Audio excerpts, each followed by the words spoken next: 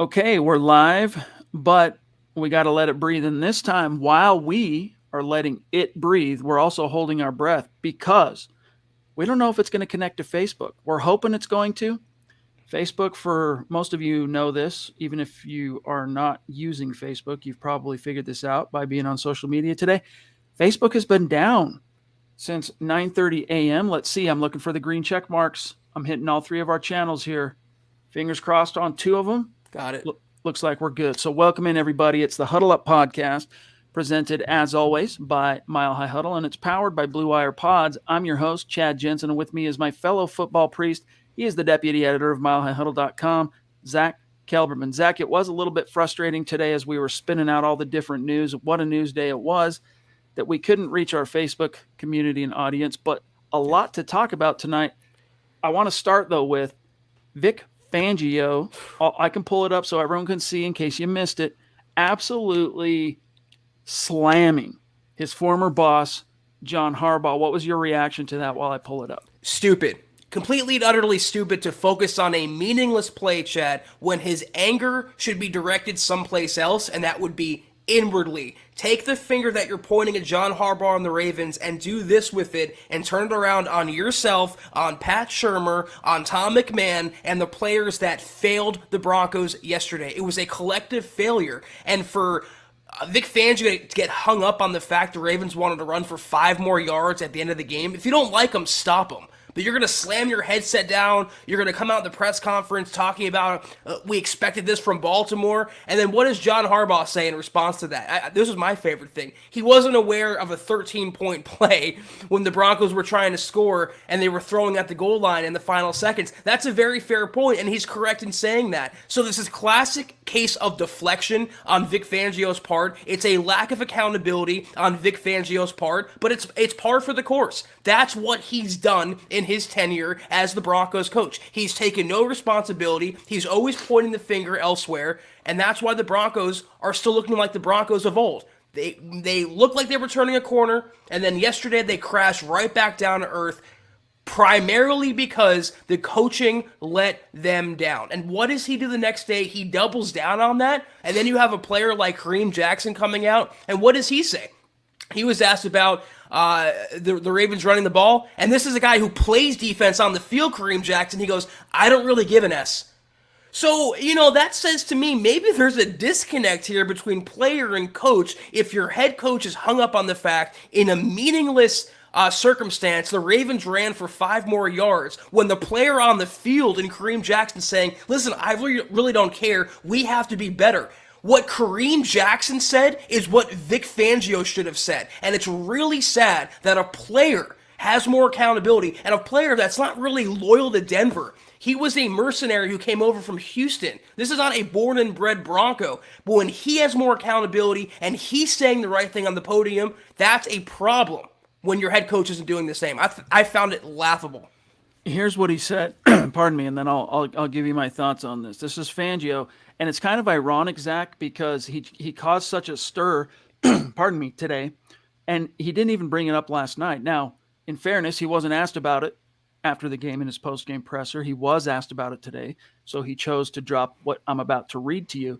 Here's what he said, quote, yeah, I thought the final play. Now, real quick, what was the final play for? There's maybe some people in our audience scratching their heads, Zach. After Drew Lock threw that interception in the end zone, Ravens got the ball back with 3 seconds to go. Instead of traditionally kneeling on the ball, game over, they ran a quarterback sweep left, whatever you want to call it, to pick up. They were going for 5 yards. They got it. Why? Because they had 42 consecutive games of 100 yards rushing as a team. And the all-time record, the streak, is 43, set by the Pittsburgh Steelers back in the 70s. And so they had a record on the line. They decided to go for it. They got it. And so here's what Fangio said, quote, yeah, I thought it was kind of BS, but I expected it from them. 37 years in pro ball. I've never seen anything like that, but it was to be expected, and we expected it. And then when asked, why did you expect it? Quote, because I just know how they operate. And this is where I think he went beyond the pale. All right. That's just their mode of operation there. Player safety is secondary. Close quote. So, Zach, as much as I share in your analysis that Vic Fangio, I'll come back to this. We'll see what John Harbaugh had to say. That Vic Fangio jumped the shark here. That he was quite a bit out of line, especially considering his history with Harbaugh. Because John Harbaugh, when he got the head coaching job, which he was a dark horse candidate, right? He's replacing their only Super Bowl winning head coach, Brian Billick, and he was a special teams guy. And they hired this John Harbaugh cat to be the head coach. Meanwhile, Fangio had been a defensive quality control assistant under Belichick at the time. This was long after he had been a defensive coordinator at multiple other stops.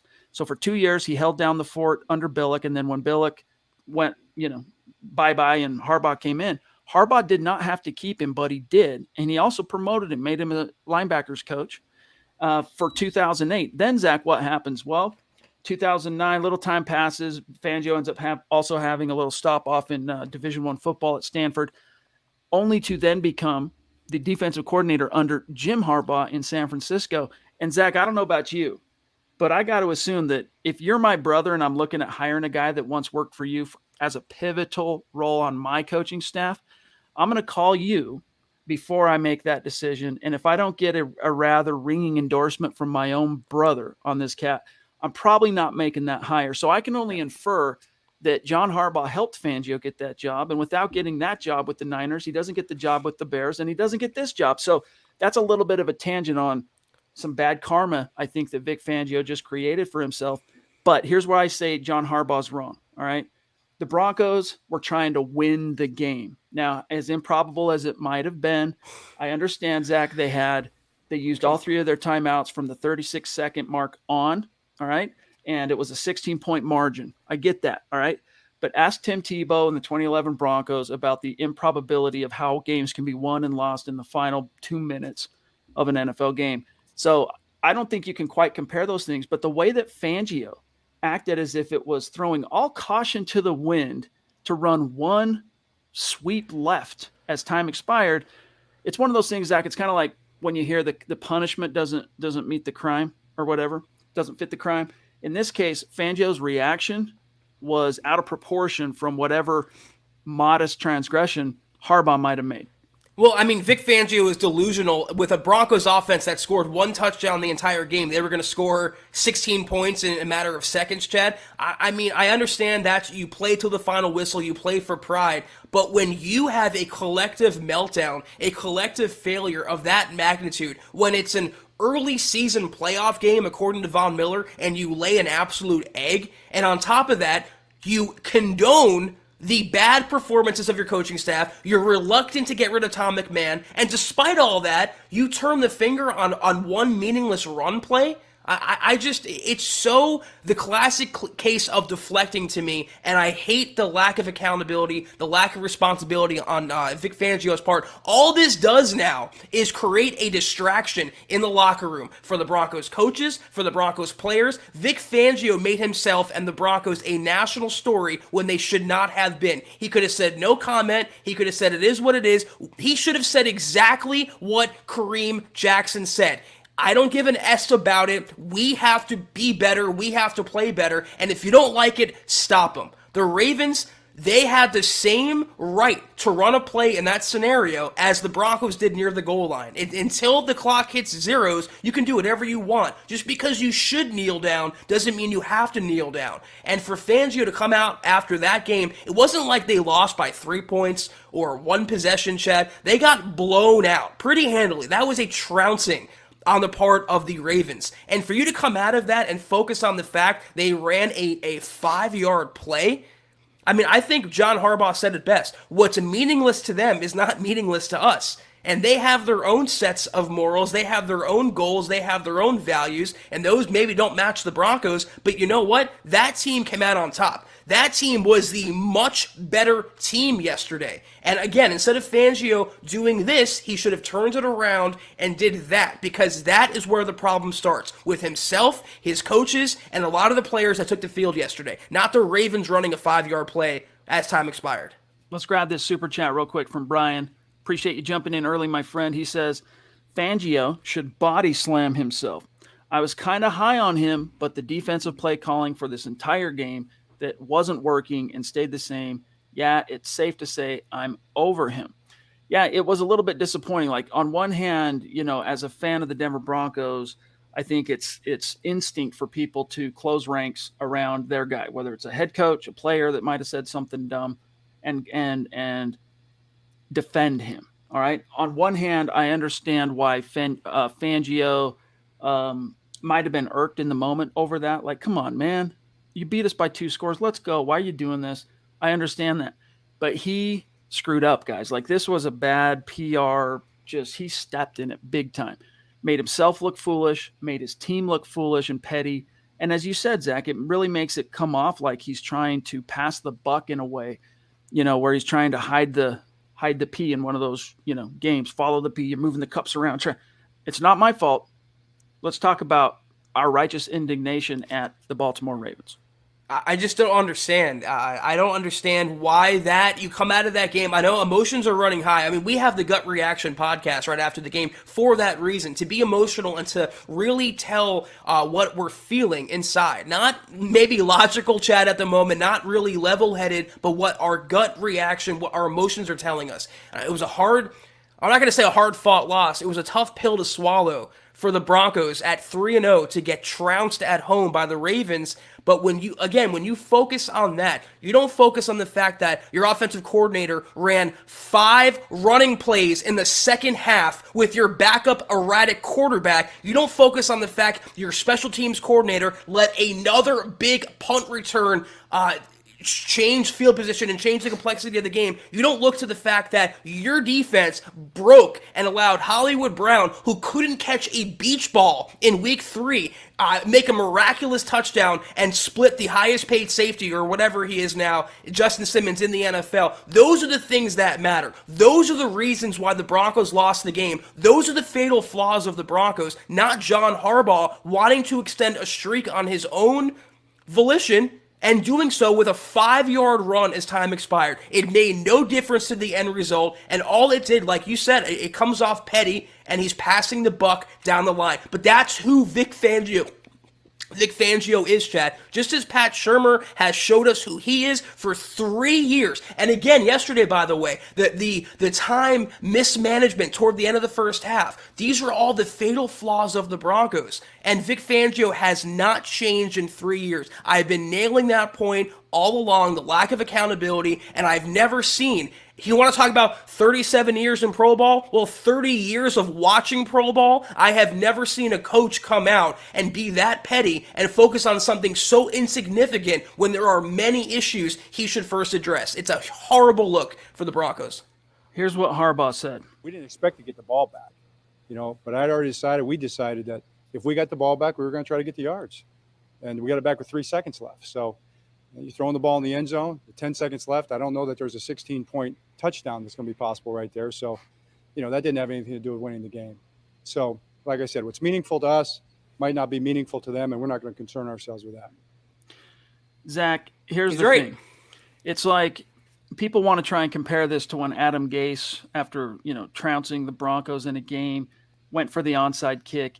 Like, I could understand if Elway held a press conference after that and slammed Adam Gase in that particular scenario, because it was just so transparently petty and payback for how things ended with him and the Broncos and all that. Elway didn't do that because he's more of a class act, but this was not that. Like, look, Harbaugh wasn't trying to hurt anybody. Harbaugh wasn't trying to even, in my opinion, really insult Vic. They had a record they wanted to keep going. Stop them, right? If you don't want this to be a talking point on Monday, stop them. All right, guys, we'll put a pin in this for a second because there's been more that has been said. Lots to get to, including, now, if you guys saw, we weren't sure if we were going to be able to do the drawing for the Justin Simmons jersey for the month of September for Facebook. We got YouTube ready to go, the drawing. We got Facebook ready to go, but we weren't sure we were going to be able to do it because we didn't know if we were going to actually be able to connect to our audience, the very Facebook community that is in the running for that drawing. So we're like, we better put out a tweet just in case. So ignore that tweet. We're connected to Facebook. And so without further ado, Zach, let us see in this old school. This is the first MHH hat that was ever made, by the way, that I hold in my hand. Maybe one day I'll raffle it off with a signature on it or something. Here we go. I'm not looking. Let's see who the winner is. Drum roll. Here we go. Thank you, Scott.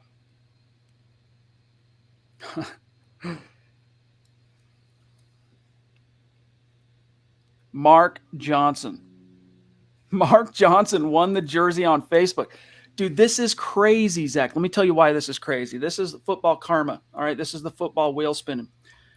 A lot of our community mavens right now that are in the chat night after night are shaking their head. They're going, what now? Who's Mark Johnson? A lot of them don't know who we're even talking about. Mark Johnson has been a longtime MHH follower. I consider him a friend of mine. We both like punk rock. He reached out to me, Zach, right before the end of the month. I think it was our last stream. I think it was Thursday night. And he said, hey, what do I got to do to be in the running for the Justin Simmons jersey? And I said, you got to get a minimum of 500 stars in. Well, he did that with gusto, Zach. He ended up putting 6,000 some odd stars in or whatever. So he got quite a few tickets into the hat, but it just surprises me that it was Mark Johnson, completely random. But you know what? I'm doing a secondary one, okay? I'm going to do another one.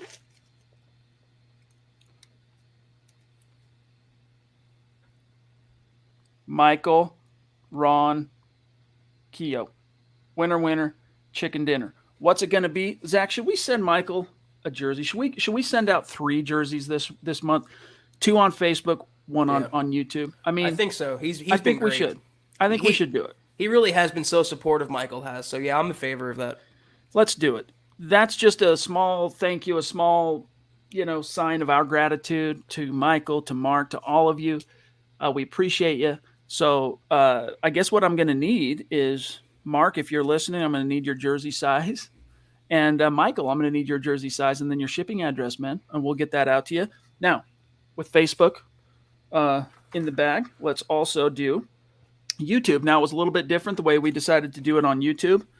Top 5 finishers only, and it's 1 ticket in the hat. That's it. All right, top 5 finishers on Super Chat in the month of September. I'm shaking it up. Let's see who the rando drawing is. And it is the Queen. Christy. The Queen is the winner. Congrats, Christy. Justin Simmons jersey coming your way. And Mark Johnson, Michael Ronquillo, thanks to everybody. Let not your hearts be troubled if you were in the running and you didn't win something. We're going to send out a little something special to the top finishers on Facebook and YouTube from Zach and myself. So you'll be getting a little something. But thank you, guys. Appreciate you.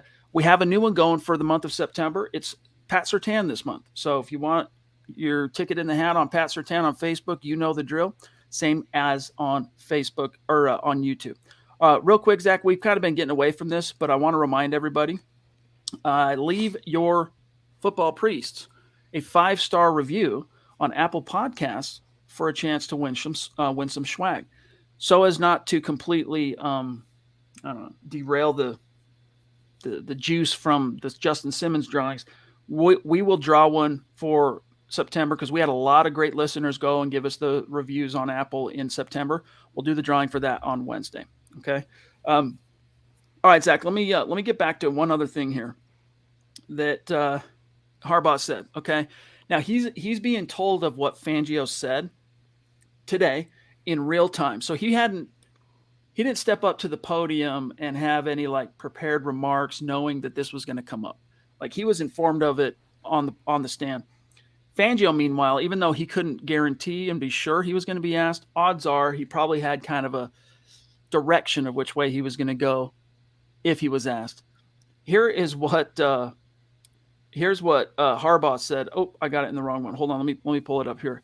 He talked about, Zach, the insult, which it was. I mean, I don't know how you could interpret it any other way than Vic Fangio insulting John Harbaugh by saying, it's one thing to criticize their decision not to kneel on it, but to say that it's a sign of your overall philosophy and disregard for player safety. I mean, that's a true shot across the bow. He said, quote, this is Harbaugh.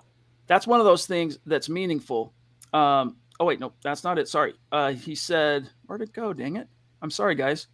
Let me find it.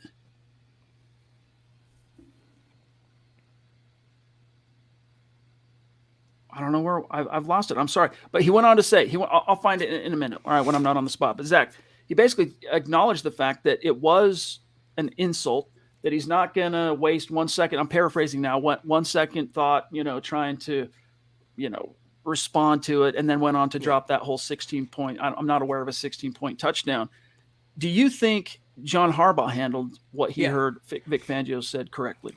I think he did. I think he handled it a lot better than I would have. First of all, Chad, he could have been equally as petty.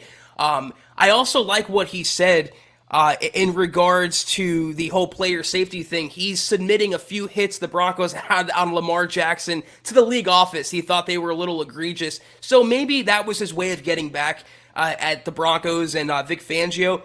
But when you accuse an organization of not caring about player safety, that is one of the biggest insults you can lob at an opposing coach. And what Harbaugh said is, we had a good chat before the game. He thought they were on good terms. And the only thing that changed was that Harbaugh's Ravens beat the crap out of Vic Fangio's Broncos. It was Vic Fangio feeling sheepish and feeling bad and feeling embarrassed that his team no-showed in an early season playoff game. And why do you think he was so emotional and so reactionary about that 5-yard run that made no difference to the game and injured no players? Because Vic Fangio wanted to be the coach that ended that streak. So as much as Fangio projects this outward humility and this team-first nature, he really is, in some aspects, a selfish guy. And I'm just throwing it out there. The fact that he would get that angry about it, I mean, the lady doth protest too much, Chad. That's exactly what I thought of when Vic Fangio made those remarks. It seems like his ego was so badly bruised, he was looking for any point to make about the Ravens. But to drag it through the mud publicly, and then the Broncos now became a headline, Vic Fangio became a headline, that doesn't bode well for a 3-1 team whose quarterback is in concussion protocol. Now that the bloom is off the rose, and they're facing another tough AFC opponent coming up in the Steelers, it's just a distraction and a storyline the Broncos did not need, and it smacks of a badly bruised ego, even though Vic Fangio claims he doesn't have one. He very much does. Who would have guessed when you heard Vic Fangio utter those words today that you would get a Shakespearean quote dropped on you on the Huddle Up podcast? Only here, folks. There is no doubt, Zach, that the Broncos were well aware of the streak, the 100-yard streak, because they sold out hard. I mean, obviously, from just a pure strategy standpoint, you want to stop their run to neutralize what they do best. But they knew the Broncos, all the NFL PR stats and information people, like just the stuff they provide us, Zach, is like all the historical little things that are going on in each game. That's just what they give media. What they also provide to the actual team, I mean, they knew about it. And so I'm sure that was a thing that miffed him. You're right, that we had him. Why didn't you tell your guys then? Hey, look out for him, possibly trying to get their 5 yards. We're holding them to 95. J-Fig, thank you for the very generous. Win the game. Who cares about a rushing mark? Win the freaking game. Don't no-show in an early season playoff game. I digress. What happens, says Jonathan, if Drew Lock comes out this week and balls out? I mean, jaw-dropping performance, what do? Start Teddy or Drew the following week. Drew did the best he could with a terrible line and basically no chemistry with the wideouts. You know, my biggest criticism of Drew, I'll tell you right now, the interception. I wasn't going to really be all that critical of Drew Lock because of how poorly everyone around him played. He didn't play great either. Don't get me wrong. I'm not trying to absolve Drew, but I wasn't going to stand up here and crucify the cat when his wide receivers weren't trucking for him. His O-line wasn't blocking for him. No one really was out there trying to skin that cat. But when he threw that end zone pick, fading back in the pocket and throwing off his back foot, it's just, come on, dude. I know it's garbage time. You're down by 2 scores. You're trying to make something happen. But why do you allow yourself to feed into all the tropes that exist, all the memes on Drew Lock? So I'll tell you this. Just seeing how the team failed to respond to him, that's got to be a little bit of a concern if you're a fan. And so, look, if you want the collective playing at its best, you're hoping Teddy Bridgewater comes back sooner than later. You're hoping. Yo, Scott, throw that up, dude. Wow. Michaela. She, Wow. this is not the first time she's thrown down a record super. A record super. Wow. Zach, if you wouldn't mind, I'm just taking a note on something here real quick that I'm gonna Let give me for Michaela. let me catch my breath because I'm like an old Looney Tune right now. Like it's Michaela. Yeah, you're crazy, Michaela. Thank you so much. Crazy in the best way possible. Thank Seriously, like, you. Wow. we love you. We appreciate you. I don't know what else to say. Looks like she's rocking her new hat too. So it looks good on you. Thank you so much. I hope you understand what that does for us. That literally pays for the party. All the support we get on Super Chat, the stars, everything else, that allows us to, dedicate the time for these shows, put all the time, the money we put into gear and giveaways and things like that. Having a guy like Scott Kennedy here to help us out on a nightly basis. I mean, these things cost money. And if we didn't have your support, we wouldn't be able to do it. So, Michaela, love you so much. She says, Fangio is a joke of a coach. Ask a head coach. You must take ownership, not worry about the other team wanting a record. I understand, Zach, if he would have been miffed by that. I totally get it, especially in the face of defeat like that, humiliating. I get that. But he really did embarrass himself and the team today by saying what he did. If he would have just not said the whole bit about they don't care about player safety, he could have survived it.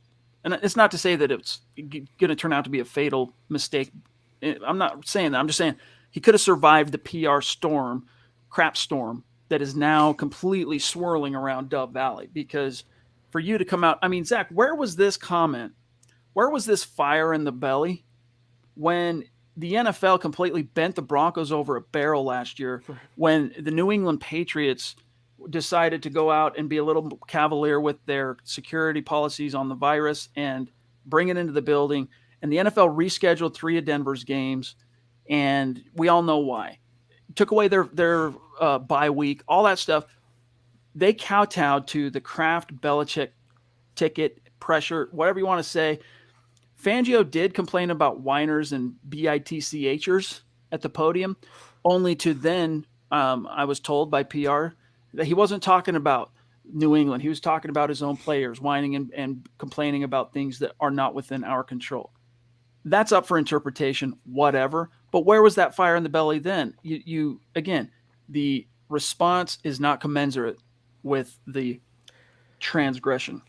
I mean, first of all, Michaela, what more can we say that we haven't said already? We didn't say to you in person at the meetup. You are truly one of a kind. You are incredible, and we appreciate you more than you know. Chad, about the Patriots, I was thinking about this earlier. I'm glad you brought that up because it reminded me. How many times in the Brady-Belichick era were the Patriots up comfortably and they be having Tom Brady in the fourth quarter dropping back to pass, going for touchdowns, not running the clock out, and that was seen as a ballsy move and an aggressive move on Bill Belichick's part. So when the Ravens do it, it's suddenly about player safety. And listen, you have a right to be miffed. I want Fangio to show emotion, and I'm the last one. In terms of cursing, anyone who met me, anyone who knows me, I'm not exactly prude in that department, but to get up there and drop the BS, it just makes you look unprofessional. It makes you look like it He's been doing that a lot too lately, if you've noticed. He's been dropping the expletives here and there. I mean, this is from a coach who admits he doesn't watch the offense live. I mean, you're going to get on the podium and drop curse words. It just makes you come off like it affected you on a personal level when you should be professional and focused on a team level. And once again, when you make that comment and then they bring out Kareem Jackson right after him, and Jackson says, I don't care about that. I care about winning, and we have to be better. It really is a sad state of affairs, and it's an indictment on the lack of leadership and accountability at the top in terms of the coaching staff when a player says that and not the head coach. That's how I feel about it. Most definitely. It was disappointing. And again, even as I wrote up the news article, I found myself, some people would probably even interpret it as me defending what Fangio said. I definitely did not and would not defend what I saw as a below the belt punch from Vic Fangio. If I picked any nits in the two rejoinders from the coaches today, it was comparing the Broncos' efforts under 1 minute to try and get in the end zone and try and score to pursuing a record literally in garbage time, 3 seconds to go. Those two things I don't think are on the same level. But in terms of severity, in terms of transgression, like if you're standing in front of a judge, we're talking about jaywalking here. That's what, if anything, that's what we're talking about with John Harbaugh. And yet Vic Fangio dropped the hammer like this dude killed somebody, right? If he was Judge Vic. Well, let me just say one thing before we move on to Aaron's comment here. How many in Broncos country, raise your hand in the comments, how many Broncos fans were endeared by Vic Fangio's phrasing and what he said? How many fans did that win over? I don't think many. I think most of the Broncos country's fans agree with what we're saying here, that it made him come off worse. If he wants to endear himself to the fan base, if he wants to make a forward-thinking move and really help the franchise out instead of complaining about a 5-yard run, how about replacing Tom McMahon? First and foremost, instead of getting up there, and you know what he said today? I don't know. It just seems like it happens every single week. Gee, Vic, I wonder why that is. You've had every other player, all this personnel change out over years. I wonder why that is, that every single week it keeps happening. He's either willfully ignorant to it or he's purposely ignoring it, Chad. Either way, he's wrong. He's wrong. Aaron Lynch, a.k.a. Big A, little A, R-O-N. Good to see you, bro. Thank you for the support. He says, I'm still watching that Javonte Williams run on repeat. That kind of heart has to be contagious. On to the next. Let's beat some Yinzers. Hashtag ScoBronx. Yeah, dude, that was impressive. And that was just a small taste of what I think this dude can do for you. Imagine what he could do if he was getting blocking. Once again, guys, the Broncos blockers, the offensive line was atrocious, completely terrible. Not only in opening up any holes, the actual production that Melvin Gordon and Javonte had on Sunday, and remember, Melvin was over 5 yards per carry, Javonte was over 7. That was mostly due to their own kind of vision and effort. The holes weren't really there. And even Vic Fangio said, hey, why'd you go away from it? The run. He was asked, why'd you go away from the run? One night he's like, well, it's just, we started off with a bang, but it just got stingier and stingier as the game wore on. That doesn't mean you go away from it. They acted as if when Drew Lock entered the game, Peyton Manning, circa 2006, was suddenly on the field, and you could throw it 40 times in the second half. You got to present that plausible threat that you're going to run. And by going 5 times, that's what you said, Zach. 5 rushes in the second half? This was not a 30-point differential here. It was 10 and then 13 and then finally 16 toward the end. But just, again, it just smacks of coaches that unfortunately are proving the veracity of the Peter principle, which is you are promoted to the level of your own incompetence, and eventually that incompetence comes home to roost. You mentioned how good it would be if Javonte can get blocking. How good would it be if they had a coordinator that was committed to getting him the ball? 5 rushes in the second half with the game still fairly in reach. And with an erratic quarterback that you want to hide and mask as much as possible, you don't hand the ball off, and your excuse is it got stingier as the game wore on. That's football, Vic. You're a defensive mind. You should know that more than anyone. It doesn't mean you go away from it. It doesn't mean that when you get punched one time, you run away. You stay in the fight, and you fight until you can't fight anymore. Let me just say one thing, because this comment's blocking me. I'm going to do it up here. This is what the Broncos need. This is what the Broncos need right here. I'm not going to say the word, but you know what I'm doing. This is what the Broncos don't have from Fangio on down. These. Alexander, appreciate the stars, my brother. He says, can anyone identify an underlying philosophy or really any area of schematic proficiency in Pat Shurmur's tenure as OC in Denver? Hey, you got a flair for the vernacular there, Alexander. I myself cannot. As for Vic Fangio, he may be a huge defensive genius, but he has now shown a penchant for pettiness and unnecessary drama. I flew into town to see this game as a birthday present to myself. I can accept a loss as a fan, but there is no reason to stand up for a small man. Dude, you should have come last week, dude. You should have come last week. But what's your reaction to Alexander here? Vic Fangio, if that's what he's saying, he did come off very small. He comes off very petty. He comes off like he took it as an ego shot when he put himself before the team. He put his defensive prowess and him being the one to end the Ravens streak above the overall performance of the Broncos, which was so lackluster and so unlike the first 3 weeks. And it showed that maybe Vic can't hang with the big boys. Vic can beat up on the little kids on the playground like the Urban Meyers and the Joe Judges and the Robert Salahs, a first-time head coach and a first-time quarterback, and Zach Wilson, a rookie quarterback. But when you face a Ravens team that has a Super Bowl winning head coach and a former MVP quarterback, and you come off that small and your team no-shows, yeah, not a good look at all. The Queen jumping in with another very very perceptive comment here. Thank you, Christy. And we need to get your size and stuff on the jersey. Don't forget. She says outcoached, outplayed, unprepared. It's crazy, Zach, because Vic Fangio stood up at the podium post game and was basically complimented on how the Broncos stopped the run. And against a prolific rushing team like the Ravens, they did do a good job for the balance of the game to kind of limit that, especially from Lamar. But then, as he pointed out, hey, it kind of backfired basically because we sold out so hard to stop the run. And this is like Lamar Jackson living in the heads of those DBs rent-free and the freaking linebackers, man. Justin Sternad getting sucked up by all those RPO play fakes, man. Like, it was painful to watch at times. But it backfired. It was all for naught, however you want to look at it, because they allowed him, Lamar Jackson, to achieve only his second 300-yard game ever. Isn't that kind of crazy to think that as a reigning MVP and one of the star quarterbacks in the league, he only had one 300-yard passing game going into this particular game? I mean, Drew Lock, he got that as a rookie, right? Just in the Houston game.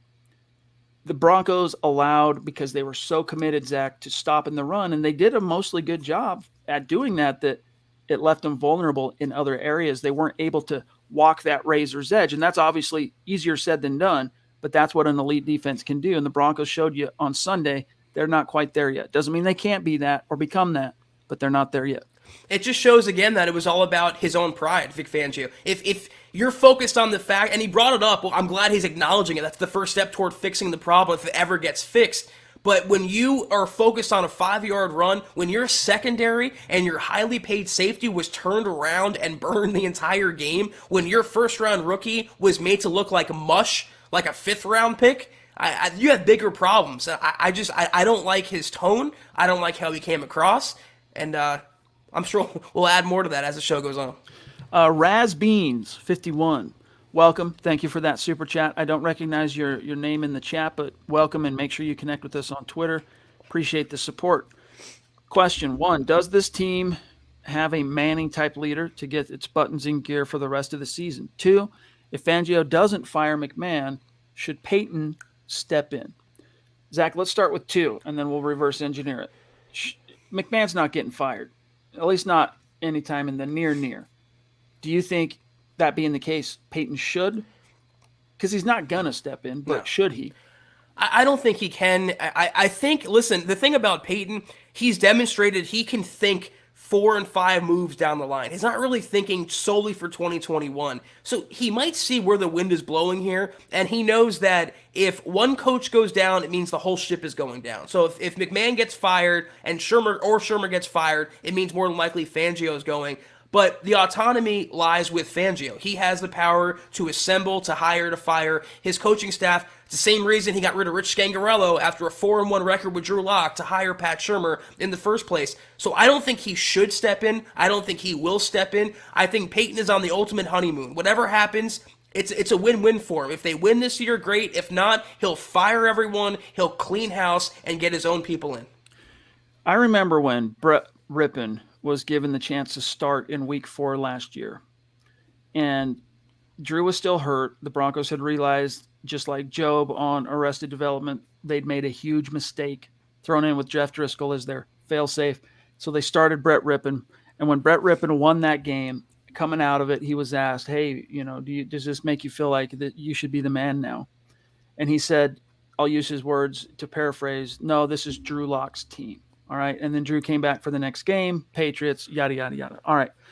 That being said, it was Drew Lock's team last year. But this is now, to the first point here, Roz Beans is bringing up, Teddy Bridgewater's team. Is there a Manning type leader? Yeah, that's Teddy Bridgewater. And let me show you what I mean by that, Zach. This is how pervasive, in a good way, Teddy's leadership has already been for this team. This is Drew at the podium last night on what he's learned from Teddy in practice. Quote, his biggest thing with me. Now, I want you guys to pay attention here to what he's saying in terms of the paradigm shift, the posture of you're the boss. Like in this many short weeks since Teddy was named the starter, Drew is like eating out of his hand. All right, here we go. Quote, his biggest thing with me has been working on footwork stuff. He'll stay after practice. He'll put me in rip through footwork drills.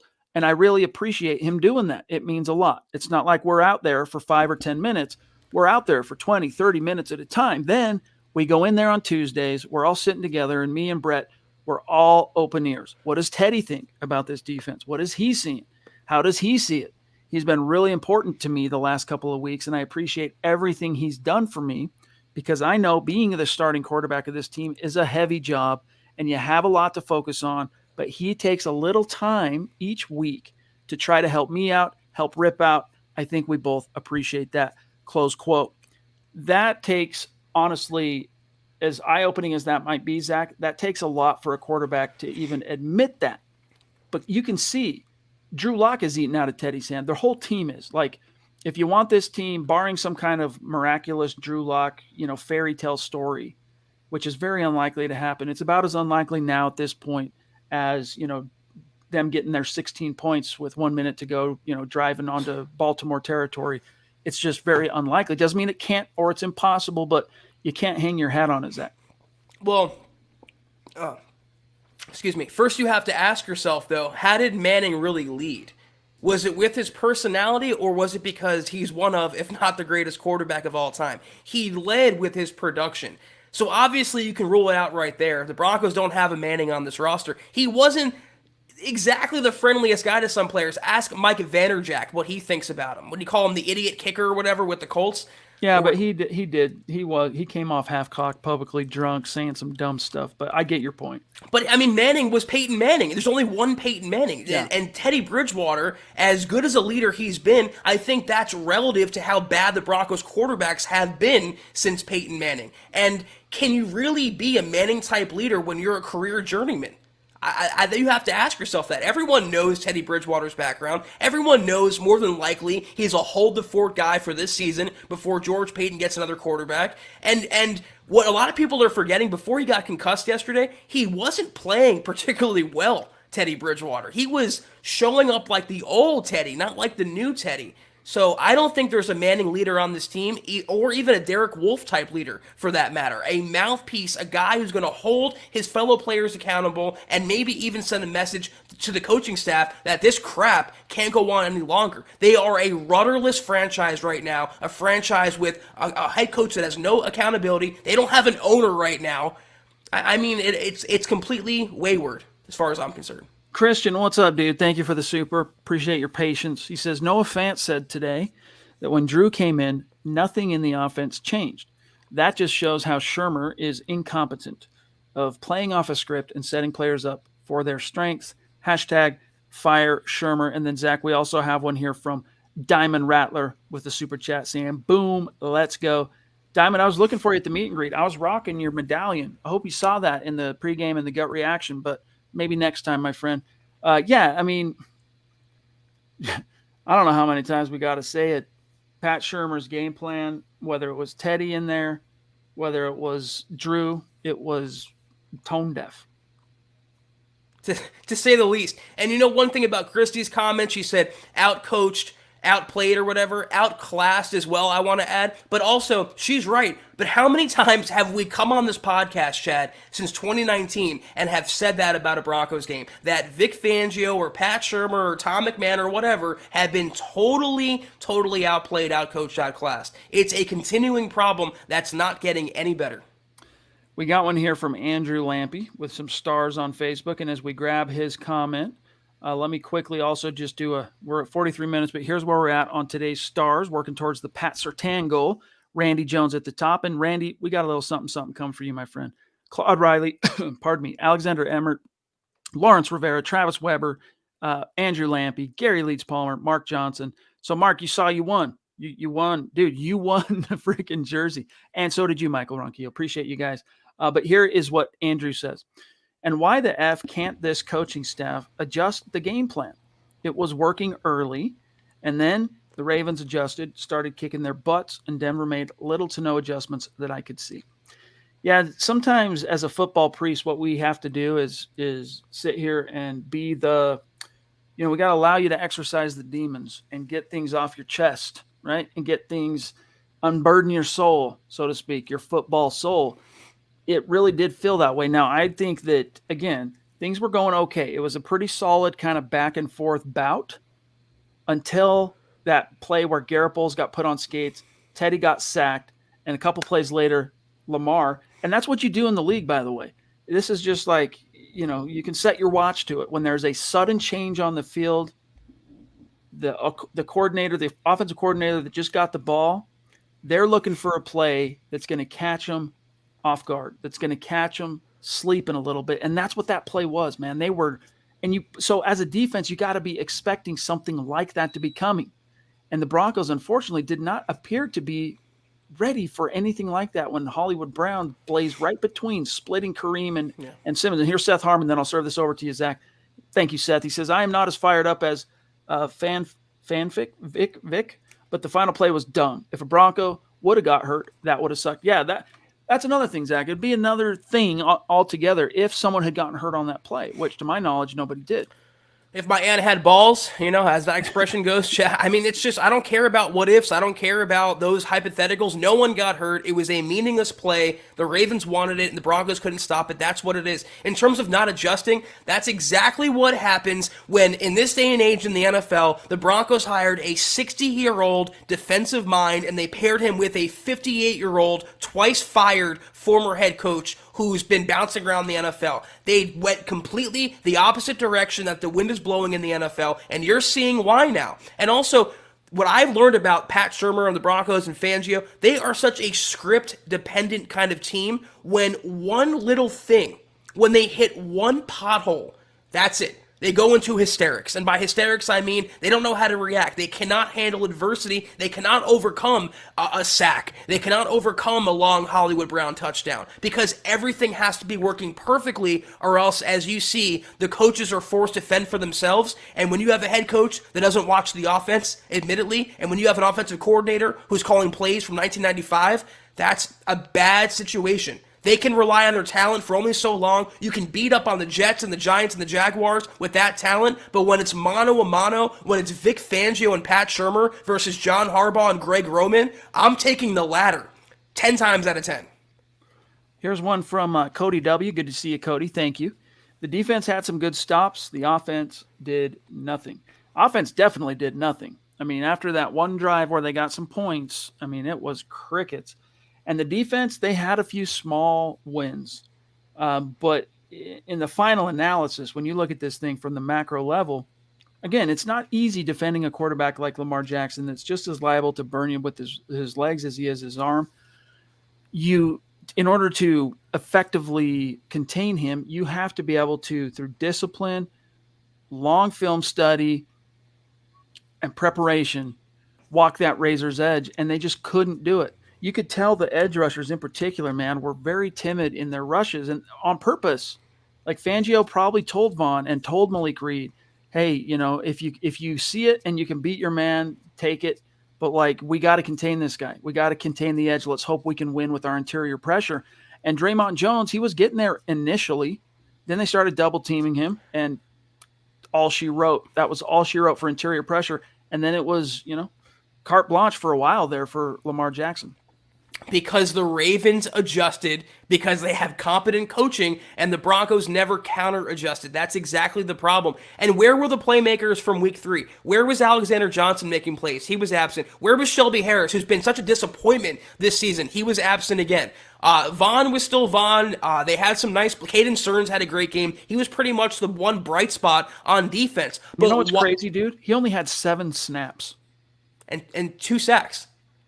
I mean, it's and a pass breakup. Great game for him. But other than that, though, why was the most dangerous opposing receiver matched in zone coverage against two safeties that he split right down the middle. And why was that continuing to go on? I looked up later in the game, and it was Kareem Jackson one-on-one in zone coverage again. That's a coaching deficiency, and for whatever reason you want to come up with, it's still a problem the Broncos have.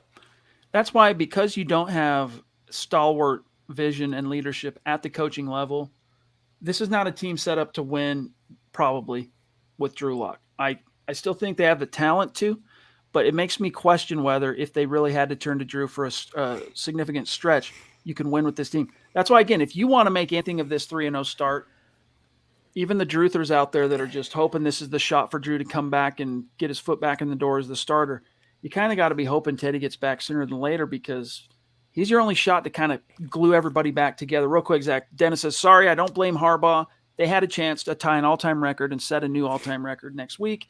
I would have done it too. Hard to fault them for that. I mean, it's not like they committed some, class 1 felony. Here's the thing, though.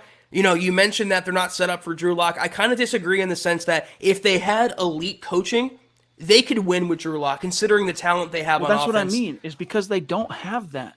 Can you win with Drew? This collection of guys, that's my doubt. You can't win with anyone. I don't think you can win with Teddy Bridgewater sustainably for the long term. You can get by again with the cupcake teams, but when I watched the Carolina Panthers and they picked up Sam Darnold and we were all clowning on them for doing so. Well, they're 3-1 right now. Darnold leads the NFL in rushing touchdowns for quarterbacks. You know why that is? And he's looking like a quarterback reborn, because he went from Adam Gase to Joe Brady. That would be like going from Pat Shurmur to Kyle Shanahan. Coaching makes all the difference. Big A, little A, RON with another one. Thank you, bro. He says, we got spanked. Facts is facts. I'll hold my emotions the best I can till next week, though. It's all about how you respond. Exactly. We're still 3-1. And that's another thing to take from this, guys, is, it's unfortunate that Fangio created this crap storm in PR today, but that 3-0 start provided you a little bit of a cushion to kind of figure some things out. And, week 4 was a little bit of a gut check moment for this team. Is it a pivotal turning point game? Only time will tell. But let me tell you what happens with good teams. When a good team gets beat, whether it's kind of trounced by 2 scores like the Ravens did, or if it's a narrow loss, whatever, when a good team comes up short and loses, and maybe they'd been on a good streak. I mean, think back, for example, to the 98 Broncos. What they win 13 in a row, then they go out and they get beat. They learned from that. They took those lessons that particular collective failure had to teach them, took them to heart, absorbed them, and it made them a better team in the long run. They were able to just roll through the AFC and win a back-to-back world championship. So if the Broncos do have any sand, this can be a teachable moment for them. Time will tell. I hate to keep referencing the Patriots, the old evil empire, but how many times would they lose a game in the Brady-Belichick era, and we all say to ourselves, God, I feel bad for the next week's opponent that they have to play, because that team was going to get killed, because everyone knew Belichick and Brady would take a loss and spin it into motivation to be better going forward. So I think it's still week 5, and there's 18 weeks now, a long season left to go, but this is a pivot point in the season. I made the same comment yesterday. How they come out against the Steelers, not even the final result so much, the first series of the game, how they respond to this past loss, to the disrespect of John Harbaugh running a 5-yard running play, I think will tell us all we need to know about the Broncos going forward. Naj, what's good, buddy? It's great to see you. Appreciate the very generous support, my friend. He said, hey, bros, the more I think about the game, the more disgusted I am. Fangio needs to worry less about the last play and more about the game plan. Their excuses for getting away from the running game were weak, and lack of intensity was terrible. Yeah, that's another thing is good teams in those critical games, they get their dander up, and intensity meets intensity, and it's like a playoff game when 2 good teams are really going at it, even in the regular season. Broncos were so flat. They were so flat. Travis Weber as well, real quick, Zach. Appreciate you being patient, Travis. He says, my thoughts, I get it. It's Teddy's team, but I was disappointed the reaction fans gave Locke and how the team did not respond to him when he's trying to get players going. It wasn't his fault Teddy got hurt. You still have a game to play and try to win. If this is how things are going to be, it'll be a long season. I'll support the team from the players to coaching, but blame goes all around. I agree. This is something, Travis, we talked about last night, that as soon as Teddy went out, all the eyes on that offense, they're looking at their toes the rest of the game. Drew was trying to be – he was trying, dude. Like, he was taking shots, trying to create opportunities. He wasn't as on point, wasn't as sharp. But, dude, the guy's been running scout team for a month and a half, right? Right. A month and a quarter. And Garrett Bowles' untimely penalty, we can pick nits on whether that was really a hold or not, but that was the one chance, I think, for things to kind of turn and Drew to get some momentum going when he converted that 22-yard, whatever it was, completion to Timmy P, move the chains, get into Ravens territory, now you're in business. All of a sudden, it was like specters of the past coming back to haunt this team where you'd seen it a dime a dozen in 2019, 2020. The Broncos let Drew down. Now, that's not an excuse for Drew. Drew did not play as well as he could have played, Zach, but the Broncos, his supporting cast, did let him down. And hopefully, the coaches helped the players recognize that on the field during the film study. You mentioned, the Broncos getting their dander ruffled. I think that's the expression that you used. Who is going to be the one, though, that's going to get them fired up? You mentioned they had no intensity, and that's obvious for 3 years now. It's because the head coach has no intensity. He stands there with his hands on his hips, completely stoic for 60 minutes every game. They would normally get that from their quarterback. Teddy Bridgewater is a very measured, passive guy. Not an insult, it's just his personality type. The Broncos actually did have that player that would show some passion, but he was shouted down for dancing on the sideline in the midst of a win. So when they don't have the leadership in that aspect from the coaching staff, and there's no one on the roster that can really inspire the players and get their heads out of the sand, what are you supposed to do? This is why, in retrospect, and Brian, thank you for the super chat, bro. We're going to grab you right now. This is why, in retrospect, when you make a regime change at the highest executive, I mean, I know John's still the top football executive technically, but when you make a regime change at general manager, it's ill-advised to roll with a traditionally losing head coach, to stick with that head coach. Like, you want to start over. You want to give up the ghost, exorcise the demon, move on to the next thing. Hopefully this was just a bump in the road, all right? Hopefully all these storylines and things that have bothered us in our subconscious through the 3-0 start that are now very front of brain, hopefully these things are put to bed and the Broncos go into Pittsburgh and handle them. But time will tell. BG says, could you guys explain to me why these idiots in the chat this evening are talking smack on Teddy and Drew over this loss? And don't mention that they were two of a very few that seem to try to win this game, especially after the half, because I don't get it. Yeah, I mean, look, Drew had a hard time rallying the troops, but it's not because he didn't try.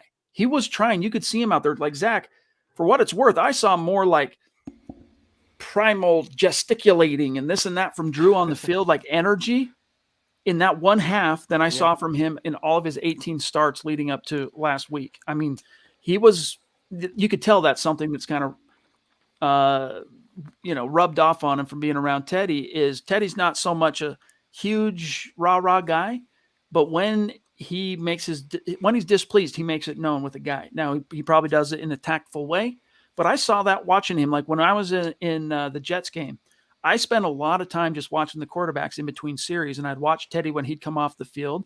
And if it was something that, it was a punt or something, they didn't get points on the drive, dude, he was not just a guy that took off his helmet and went and sat down.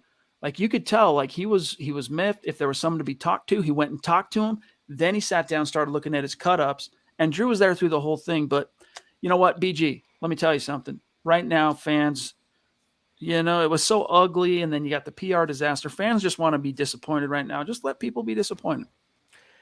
The thing about Locke, it's like a dog that's been caged the whole day, and they finally opened the cage and let him run around. That's the impression I got from Locke yesterday. He was so happy to be playing, and he even said in his post-game remarks, he said it's nice to be out there, getting in the swing of things again with the guys, running the first team, and getting the starting opportunities, and getting those reps. And I don't blame him for feeling that way. But he's always going to get blamed regardless. He is the resident lightning rod until he leaves the organization. He could have came out and thrown for 3 touchdowns yesterday. Fans would have still picked him apart. The thing about Teddy getting the hate, well, he wasn't playing overly well when he was healthy before his brain injury yesterday. And that's the way that, the playing quarterback goes in the NFL. You're the leader of the team. You bear the most of the responsibility, but it's bad enough that the quarterback went out, the backup quarterback was erratic, and then the head coach, the offensive coordinator, and the special teams boss are all letting the team down as well. There is no one area that was positive yesterday, not one singular area. Lawrence says, I saw the writing on the wall coming last week when Pat started going back to old Pat after he got confident with the 3 wins, and Vic let him take the reins. We need a quarterback that could come out and make the adjustments that our coaches can't. Well, and honestly, Teddy's your best hope for that. But the thing you got to understand, too, about Drew and not looking perfectly on point, guys, is yes, does he know the offense? Yes.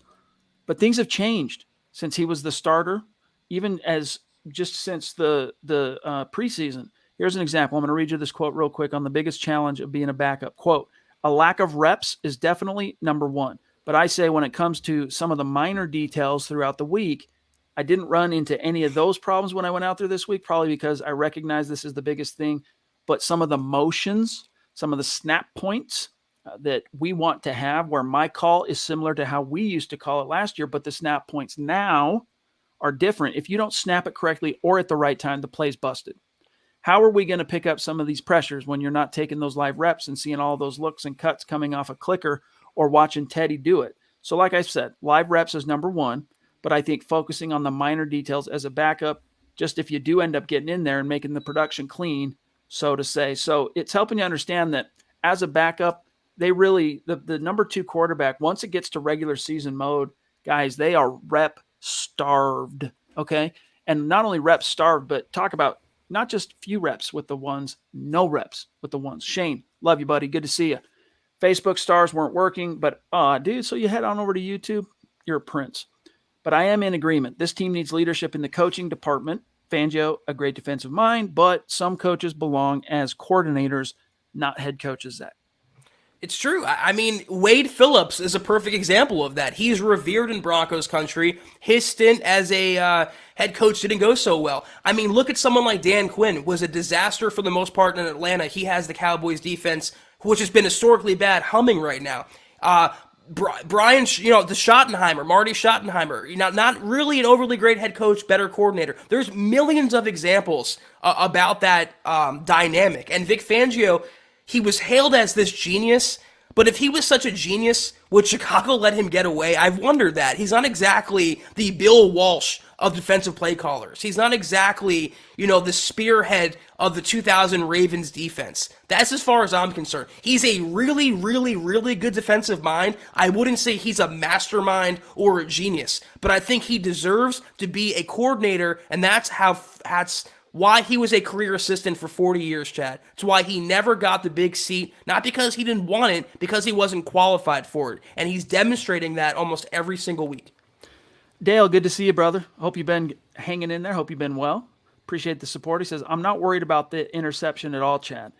Drew's other option was to take the sack. He tried to make the play, knowing that in the end, the results of that throw didn't affect the outcome of the game.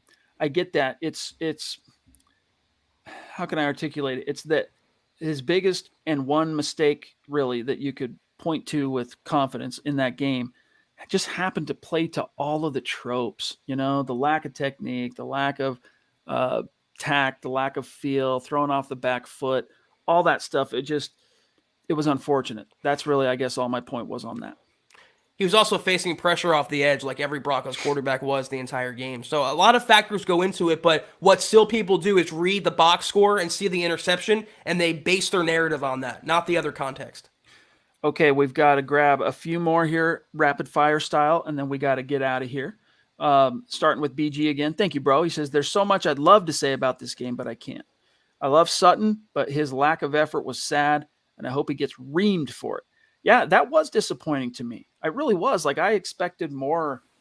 My estimation of Cortland Sutton was greater than what my perception of him was. Yeah. Watching through a television, man, I get it. Your chemistry with Drew, even though you have history together, you didn't play a lot together last year, right? So you got to keep that in mind. They hadn't really played together since the final 4 or 5 games, whatever it was, of Drew's rookie year. And so you kind of expect, Zach, there to be some miscues and some wires getting crossed a little bit, but to completely, it just seemed like he wasn't responding to Drew's strategy to communicate for whatever that means.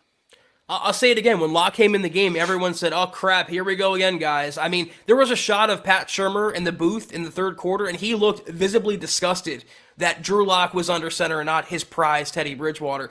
I don't know what Drew Lock did. I don't know whose family member he slept with. I don't know what crime he committed, Drew Lock, but he is not liked within the organization, either by the coaches or by the players. And Cortland, that was disappointing. I didn't think he had that in him.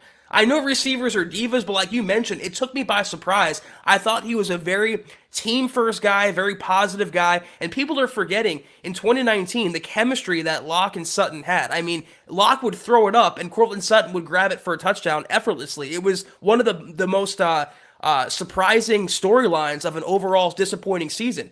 So for him to get mad because he didn't connect with him or he threw a wrong pass the wrong way, that's what happens when you run scout team, like you said, for a month and a half or so, and you come off cold off the bench. Overall, it's not, looking back on it though, Chad, when you have a head coach that's that petty publicly, is it that surprising that one of his players would take that on as well? I know. Chris, thank you. Appreciate you. Stick around, connect with us on Twitter. He says, do you think they're going to use David Moore this week at Pittsburgh? We'll see, man. I don't know. They did use him on Sunday. He did get 31% of snaps on offense. Let me see. That was exactly David Moore. That was 19 snaps, which accounted for 31% of the offensive snaps. So time will tell, my friend.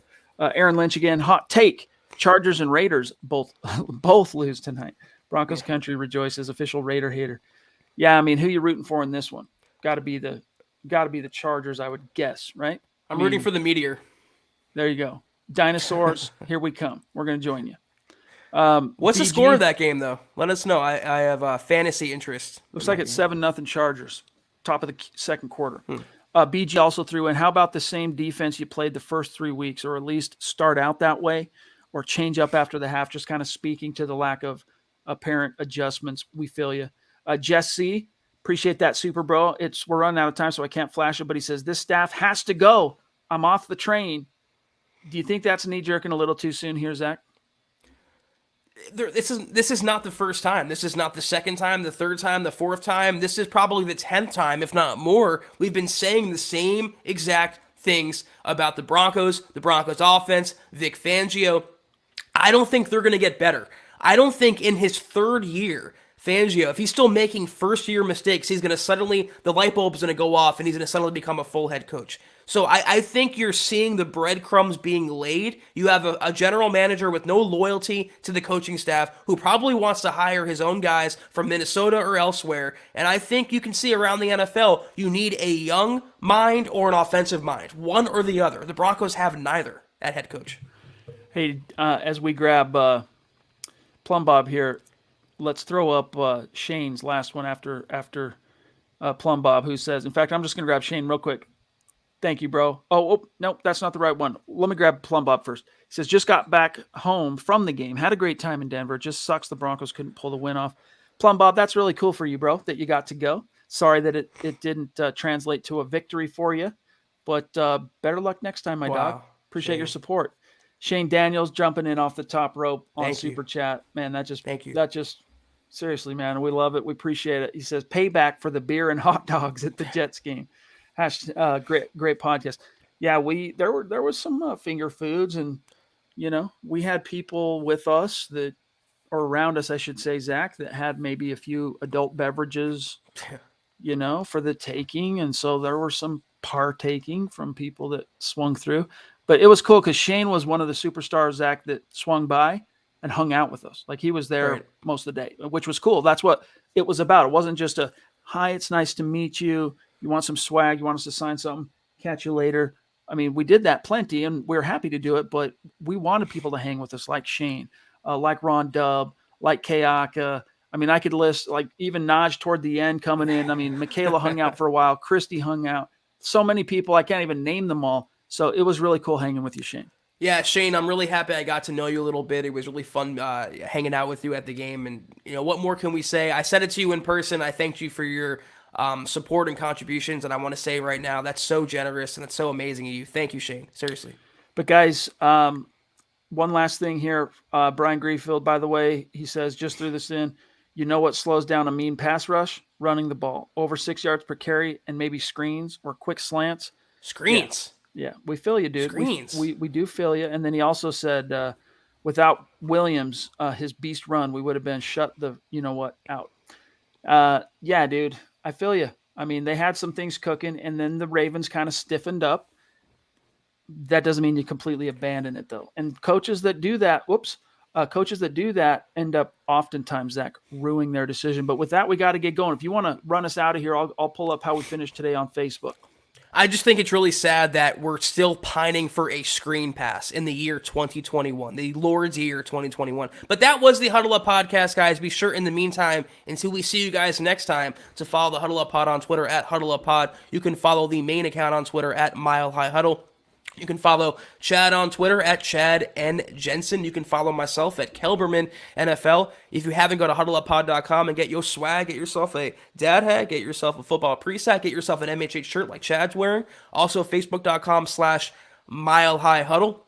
Hit that big blue button, become a supporter today, and get exclusive access to our VIP programming, including Kelberman's Corner, Broncos Book Club, and Trickle Zone. New episodes every weekend. Also, facebook.com/Mile High Huddle Pod. Like that page. And if you haven't already, go to Apple Podcasts and leave your football priest a 5-star review for a chance to win some swag each and every month. But if you can't do any of those things, do these 3 things. Subscribe, like, and share this video, and every video you see on the MHH channel helps us grow and reach more Broncos fans just like you. Appreciate you guys. Here's how we finished on Facebook. We do have a little bit of ground to make up if we're going to hit goal this month and give away that Pat Surtain. But Randy Jones, let me just tell you real quick, personal shout out to Randy Jones. Appreciate you and your dedicated support, my friend. When you get your hat, make sure you send us, email it or DM it on Facebook, whatever, selfie so that we can flex you on Instagram. And as a runner-up on Facebook, we'll get you something sent out that's a little bit special. But thank you, Randy. Lawrence, you as well, bro. Claude, Alexander, Mark Johnson, winner of one of the jerseys, Travis Weber. I know your day's coming, Travis, for what it's worth, my friend. I know your day is coming. Andrew Lampy, Gary Leeds Palmer, legendary. Michael Ronquillo, your jersey's on the way, brother. Thanks to each and every one of you. And with that, guys, Michaela, also Shane, Brian, all of our great Super Chat supporters. I'll let Zach sign us off, and we will see you here Wednesday, 6 p.m. Mountain. Don't forget tomorrow, Broncos for breakfast on the bright, 7:30 a.m. Mountain time, and then you get building the Broncos tomorrow night. Take care, guys, and as always, go Broncos.